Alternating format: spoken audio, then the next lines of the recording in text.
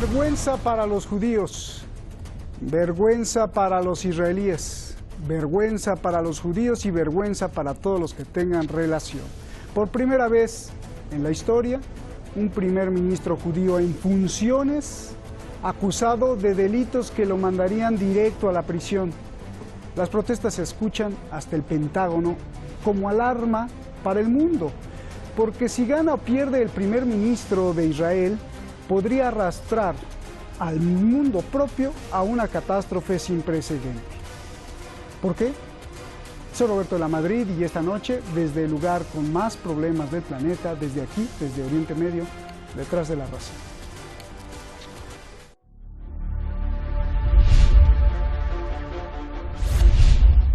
Primero enfrenta el grave problema de no poder formar gobierno. Y ahora, además, su muerte política la tiene enfrente. Fue acusado de fraude, sobornos y violación de confianza. Es el primer ministro de Israel, Benjamin Netanyahu. La Fiscalía del Régimen de Israel lo ha acusado e imputado por 3 casos diferentes para comenzar un proceso formal. הוא יום קשה ועצוב מבחינת הציבור בישראל ומבחינתי באופן אישי. זאת מאחר שקבלת מתנות על ידי נבחר ציבור בהיקף של מאות אלפי שקלים במסגרת מעין קו אספקה שיטתי שמתקיים באופן רצוף לאורך שנים היא דבר חמור. En el primer caso se le acusa de recibir lujosos regalos ilícitos de millonarios valorados en 260.000 euros a cambio de favores. Carísimos puros, joyas, viajes y champán francés. En otro caso, se le acusa de llegar a un acuerdo con el diario Yediot Ahronot para debilitar al diario rival Israel Hayom. A cambio, el primer ministro habría pedido publicaciones que lo cubriera de bondad. Pero el más grave de todos es el caso 4000. Netanyahu es acusado de hacer favores al gigante de la telefonía Saúl Elovich, accionista mayoritario del grupo Bezek. A cambio, el primer ministro habría pedido otra gran cobertura de buena imagen en el portal Walla para él y su esposa. La pena podría ser de 10 años de cárcel. Netanyahu niega todo. כי הערב אנחנו עדים לניסיון של הפיכה שלטונית נגד ראש ממשלה בעלילות שווא ובתהליך חקירות מזוהם ומגמתי. Esto preocupa al mundo, la guerra. Al estar acorralado y además ser un belicista para salir del pantano, Netanyahu podría estar buscando una excusa para lanzar un ataque. Contra Gaza, contra Siria, contra el Líbano, contra Irán. Análisis de la prensa del propio Israel reportan esa posibilidad.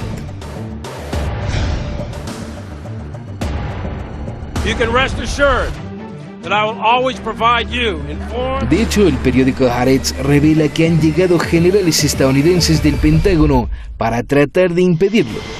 Estados Unidos ahora no quiere una guerra en la región. E Israel insiste en que Estados Unidos ponga en la mira a Irán.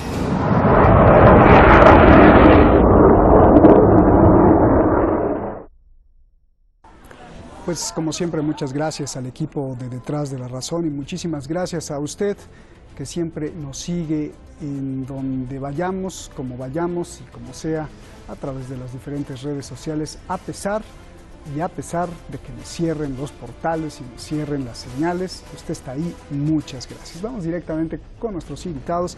Rafael Araya Marri, el maestro Rafael, que siempre es un placer tenerlo aquí, allá en Buenos Aires. Bueno, aquí y allá, en los dos lados lo tenemos. Rafael, gracias por estar aquí. Buenas noches en Teherán. Nuño Rodríguez, analista de Quixote Globe, allá en Burgos, allá en España. Gracias, Nuño, por estar también con nosotros. Nuño, comienzo contigo.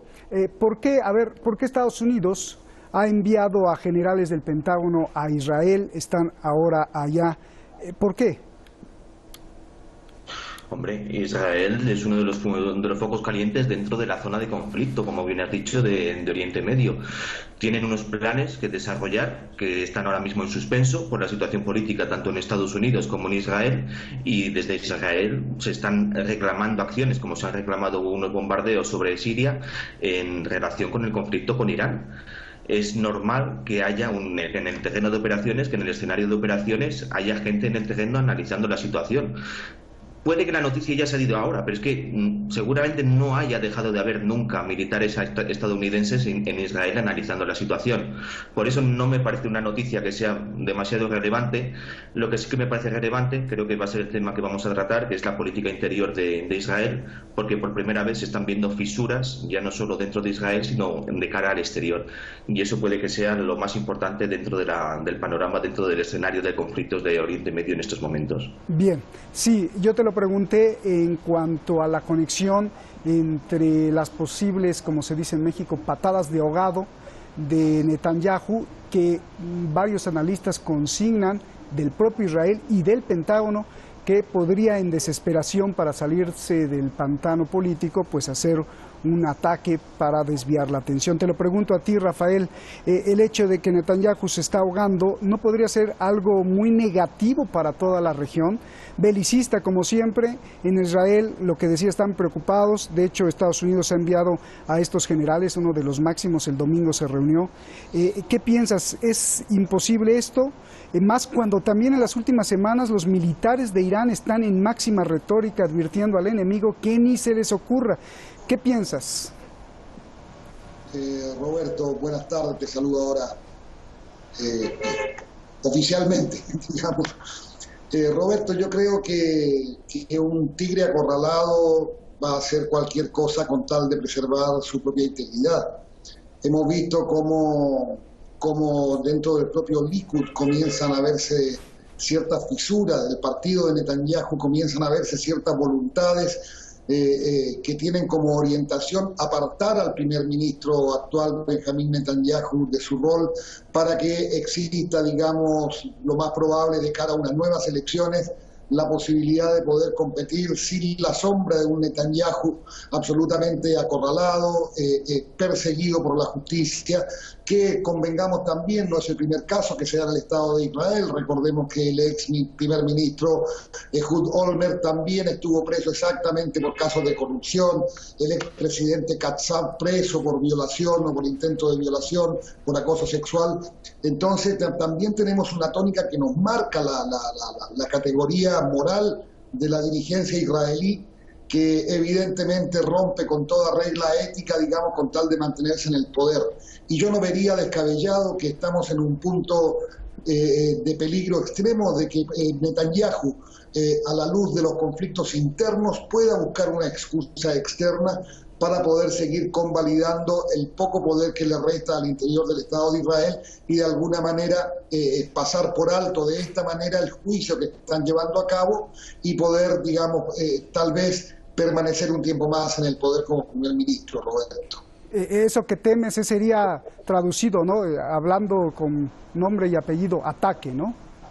Ordenar sería un ataque, tú lo enumeraste muy bien, ¿no? Podría ser un ataque a Hezbollah, podría ser un ataque a Siria e incluso cometer la enorme torpeza de avanzar con un ataque sobre la República Islámica de Irán. Yo no lo descarto, Roberto. Bien, ahora sí te pregunto, Nuño, ¿qué significa para la región? ¿Qué significa también para las cuestiones internas de Israel que Israel esté en caos político? ¿Es positivo, es negativo? ¿Cómo lo ves, por favor?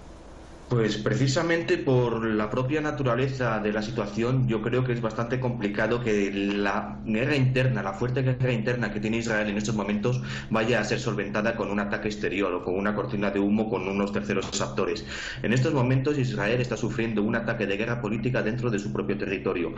El Partido Conservador está siendo atacado por las diferentes fuerzas, tanto estatales como no estatales, dentro de su territorio, y es la primera vez que esto está pasando en Israel. Por esa razón, la naturaleza de exterior de Israel en la región no puede verse comprometida como se podría haber comprometido impunemente anteriormente. Ahora mismo tienen que solventar sus diferencias dentro, tienen que volver a conseguir una estabilidad parlamentaria, una estabilidad política, una estabilidad presupuestaria. Van a tener otra vez que conseguir una estabilidad con un país como Estados Unidos, que está sufriendo exactamente los mismos problemas, está sufriendo una parálisis política que está siendo creada por agentes exógenos a las administraciones y al Estado, y en estos momentos Israel lo que necesita es cambiarse y cambiar el paradigma de su propia naturaleza, de su propia concepción y de sus relaciones en el exterior. Oye, Nuño, ¿cuáles agentes externos estarían causando ese problema interno en Israel? Hombre, tenemos que tener en cuenta que Israel ha sido el primer país que en estos días ha expulsado a un oficial, al director de la Human Rights Watch.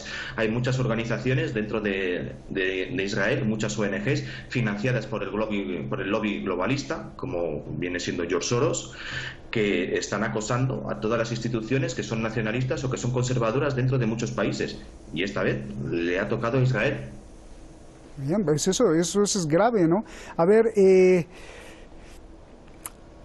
antes de entrar a esto, yo te pregunto, Rafael, el Consejo Supremo de Seguridad Nacional de Irán, a través de Ali Shamjani, dice que esto es positivo porque significa el colapso de Israel. ¿Qué piensas tú? ¿Está colapsando Israel? ¿Se está hundiendo Israel? Yo no sé si es el colapso, me parece un concepto muy amplio para calificarlo así, o un poco determinante. Yo creo que sí. Israel está mostrando fisuras que no son menores, está mostrando una profunda incapacidad de recomponer su política interna a partir del proceso de elección de un primer ministro, y ha caído en una parálisis que obviamente entrampa su propia política interna, arrastra con ello a toda la situación que se da con el pueblo palestino en los territorios ocupados básicamente, e imposibilita cualquier perspectiva de que pueda haber definiciones políticas tanto hacia adentro como hacia afuera por parte de Israel, Roberto. Recordemos que Benjamín Netanyahu además tiene 3 carteras a su cargo, 3 ministerios, y no está pudiendo en la práctica cumplir con ninguno de los roles para los cuales él tomó esos ministerios a su cargo. Entonces, esto es un proceso de degradación de la política interna israelí que nos ha mostrado eternamente que es entre comillas, la única democracia de Oriente Medio, y vemos, digamos, que está entrando precisamente, sí, en un estado de descomposición donde las fisuras comienzan a ser cada vez más evidentes, Roberto. Bien, Rafael Nuño, regreso con lo que tú dices, que creo que es muy importante. ¿Por qué en este momento se le acusa? Porque después de 3 años de investigación, justo es en este momento. ¿Por qué la sociedad israelí mantendría a un corrupto como su primer ministro? O lo de ser corrupto, Nuño, pues es lo de menos. Es probable que, como decías tú, más bien las dos bandas estén peleando por el poder. Netanyahu por un lado y los Ehud Barak por el otro lado, también incluidos Soros. No en vano los escándalos de Jeffrey Epstein, ¿te acuerdas? El pervertido sexual traficante de menores que tenía lazos con muchos presidentes y que Netanyahu acusó a Ehud Barak, y ahora esto podría ser un revés. Por favor. Por supuesto que lo que es la corrupción, entendida en unos niveles pues más o menos pequeños, más o menos lógicos, corruptelas entre diputados, entre grupos políticos, entre medios de comunicación, no es una razón ni mucho menos importante a la hora de ejecutar el poder. Todos los presidentes, todos los grupos de poder, o sea, tienen corruptelas mayores o menores. Lo que pasa que se guardan, se analizan, se reservan para el momento oportuno, y es este el momento en el que los enemigos de Netanyahu han decidido que hay que actuar. Quieren un cambio de gobierno en Israel, quieren cambiar la agenda tanto interior como exterior de la política israelí, y necesitan anular la presidencia de Netanyahu, y necesitan una parálisis política dentro de Israel. Está sucediendo en muchos lugares a lo largo y ancho del globo en este mismo momento. Hay parálisis políticas en muchísimos países. Y todo, la mayoría, sí tiene el mismo patrón. Siempre son casos de corrupción abiertos a última hora, con unos jueces que han salido, digamos, como espontáneamente de la nada, con acusaciones que venían de hace años y que resulta que ahora tienen que ser dirimidas inmediatamente, que no puede esperarse. Es algo demasiado extraño como para tomarlo en consideración, y más sobre todo teniendo en cuenta que las acusaciones ahora mismo que hay sobre Netanyahu pueden ser unas acusaciones que podían ser sobre cualquier empresario, sobre cualquier político de segunda división a lo largo y ancho del globo, y que todos ellos siguen ejerciendo su autoridad sin ningún tipo de problema. Esto está claro, que es una guerra interna que viene por dentro y que son problemas que le están sacando desde dentro de la propia naturaleza de Israel, desde el propio sistema jurídico, para bloquear el sistema político. Como te digo, está sucediendo en muchos países. España en estos momentos también tiene una parálisis política debido más a la aritmética parlamentaria que a temas judiciales, pero es algo que casualmente, demasiado casualmente, está sucediendo en muchos países ahora, a día de hoy. Bien, a ver, Rafael, la misma pregunta al ver cómo, porque el problema no es Israel, el problema es la red mundial, Rafael, al ver cómo se desvelan casos como el señor Epstein de perversión, tráfico de menores, imagínate, y luego lo suicidan, por decirlo así, y luego Ehud Barak está involucrado, Netanyahu está involucrado, George Soros. Yo te pregunto, Rafael, ¿quiénes están peleando por el poder israelí y cómo intervienen aquí sus redes de corrupción, su poder económico de la banca mundial y sobre todo y más que todo sus creencias y su misticismo de construir el templo de Salomón sobre la mezquita Al-Aqsa? Por favor. Mira, Roberto, yo lo que primero me gustaría establecer es que esta investigación sobre Netanyahu no es reciente, no salió con motivo de las elecciones pasadas en que compitió con el ex general Benny Gantz. Esto trae por lo menos 5 o 6 años de arrastre y se ha producido el momento, digamos, en que todas las postergaciones que intentó Netanyahu llegaron a un punto en que el fiscal general dijo es momento de sacarlo a la luz y fue coherente con eso y lo sacó adelante. Yo creo que el poder en Israel, a la luz, por ejemplo, ¿quién puede no tentarse cuando Estados Unidos le está entregando al Estado de Israel 30.000 millones de dólares en armas? ¿Quién puede negarse cuando un financista como Sheldon Adelson, que tiene un diario de distribución gratuita en Israel, le ha puesto ingentes cantidades de dinero tanto para la campaña de Netanyahu como para seguir sustentando la construcción de asentamientos ilegales en los territorios palestinos? Es decir, es tanto el dinero que mueve el lobby judío dentro del Estado de Israel, que yo creo que si no existe una persona que sea íntegramente moral a cargo del Ejecutivo, siempre va a existir la posibilidad de que la tentación pueda más que el realismo, ¿no? Bien, ¿y esto cómo lo conectas con las ideas sionistas del Templo de Salomón? Bueno, eso es parte del mito fundacional del Estado de Israel.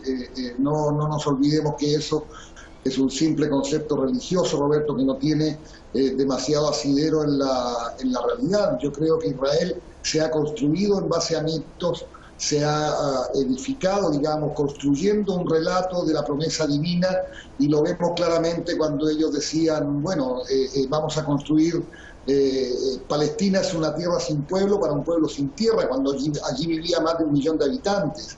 Es decir, el Estado de Israel ha hecho del desierto un vergel, cuando en realidad roba el 86% de los recursos acuíferos de Palestina. Entonces, todo esto no es más que un relato, que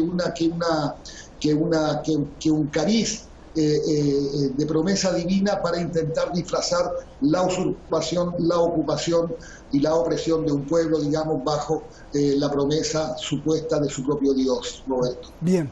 Nuño, ¿cómo un colapso en la cúpula de Israel podría cambiar el balance de fuerzas y relaciones políticas mundiales, sobre todo de las 5 potencias? Estados Unidos, Rusia, la Unión Europea, China, todos están metidos ahí en Israel e intervienen y convergen. Israel tiene contactos fuertes, muy profundos, en términos económicos principalmente, en términos de investigación y otros tipos de acuerdo con las principales potencias del mundo. Y estamos hablando de un país que en términos geográficos es excesivamente pequeño para estar metido con todas las grandes potencias. Hay que tener en cuenta que la naturaleza de Israel viene pues muy seguramente en la mayoría del apoyo que está recibiendo de Estados Unidos. Y a colación con lo que se estaba diciendo antes, muy seguramente la crisis interna que está sufriendo Israel a día de hoy viene de una división interna dentro del lobby judío en Estados Unidos. Muy seguramente los problemas que están habiendo ahora mismo en el Parlamento de Israel sean una resolución, un problema que se está arrastrando desde otro lado, de una concepción diferente de qué tiene que ser Israel, qué tienen que ser las naciones, cuáles son las relaciones que tiene que tener con el resto de naciones. Ahora mismo, si se cambia la política, si se cambia la agenda política que hay en Israel, está claro que va a haber un cambio radical en la política de Oriente Medio. Un cambio radical en la política de Oriente Medio puede llegar a ser una reafirmación de los valores de las potencias que ahora mismo se están considerando como enemigas, con lo cual siempre va a haber gente en contra dentro de Israel, dentro de Estados Unidos y dentro de otros países. No vamos a engañarnos tampoco. O sea, esta situación también le conviene a mucha otra gente. Pero ahora mismo, si Israel cambia su agenda, si cambia la naturaleza de su propia concepción, de su propia relación con sus vecinos, muy seguramente acabemos forzando un mundo multipolar en el que nos estamos ya de facto, pero que tendrá que resolverse, que tendrá que dirimirse de una manera administrativa, de una manera institucional, antes o después. Oye, Nuño, a mí me preocupa, por ejemplo, que se le ocurriera, porque a cada rato bombardea y viola el espacio aéreo de Siria, Israel, por orden de Netanyahu, pero que haga un ataque pues ahí brutal, y que Rusia, que defiende a Siria, se haga a un lado, así como se hizo un lado en Bolivia cuando Rusia reconocía a Evo Morales, pues hoy ya reconoció Rusia a la autoproclamada presidenta. Entonces eso nos habla de que nada está dicho, ¿no, Nuño? Israel es un actor de facto en el conflicto de Siria. En un principio se hablaba de especulaciones, los primeros ataques aéreos no se sabía bien si habían sido hechos por la aviación israelí, si habían sido hechos por otros actores, pero como he comentado previamente, ya a día de hoy Israel ya está reivindicando acciones militares dentro del territorio de Siria. Obviar eso es querer obviar la realidad. Ya está habiendo graves operaciones dentro de Siria. De la misma manera que hay otros actores que están operando. También Irán está teniendo intereses dentro del conflicto de Siria. Turquía ha pasado la frontera con su ejército. Dentro de Siria hay muchísimos actores que ya no son simulados, ya no son conspiraciones, ya no son, idealismos. Están de facto luchando en el terreno y están de facto teniendo un papel en el campo de batalla. Bien. El conflicto de Siria, igual que toda la política de la región, tiene que cambiar de paradigma y se tiene que cambiar la visión de los actores sobre el terreno, porque si no se tiene una visión realista de lo que está sucediendo, todo lo demás son especulaciones vanas. Bien, a ver, Rafael, a mí lo mismo, me preocupa mucho que Netanyahu ataque Siria, que Rusia, al ver lo que hizo con Bolivia, que prefirió reconocer a la autoproclamada presidenta y desconocer a Evo por el litio, pues también se haga un lado y deje que ataque a Siria y entonces se incendie otra vez Oriente Medio terriblemente. ¿Cómo ves todo este colapso de la política israelí y cómo ves que efectivamente, como dice Nuño, lo que pasa en Israel puede cambiar las cosas, sobre todo con Rusia? Yo veo cada vez se hace más patente, Roberto, que las grandes potencias no se mueven por amistades, sino por intereses. Yo creo que lo que a Rusia le interesa con su presencia en Siria y en otras áreas de Oriente Medio es consolidar una situación de alta influencia sobre la región. Yo creo que Rusia ya demostró en el terreno sirio sus capacidades militares, su capacidad de movilización tanto de tropas como de equipo. Está diciendo aquí estoy, pero no asumió ni va a asumir un rol activo, por ejemplo, respondiendo directamente a los ataques israelíes o avanzando. Es inimaginable pensar en un avance ruso militar sobre el Estado de Israel, porque a Rusia lo que le interesa es que prevalezca su área de influencia y poder jugar con un rol de mediador o de interceder entre las partes para lograr la Pax que ellos quieren en la región y seguir teniendo intacta esa área de influencia, Roberto.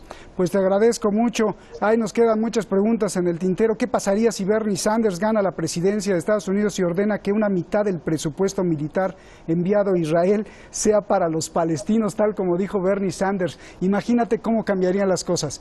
Gracias, gracias. Gracias, Rafael. Es un placer, como siempre, maestro Rafael, con mucho respeto. Nuño, muchísimas gracias por estar aquí. Buenas noches. Se nos fue rapidísimo el tiempo. Mañana no se pierda el programa. México es un manantial, ¿de qué cree? De terroristas. Los terroristas invaden México. Bueno, eso es lo que dice Donald Trump.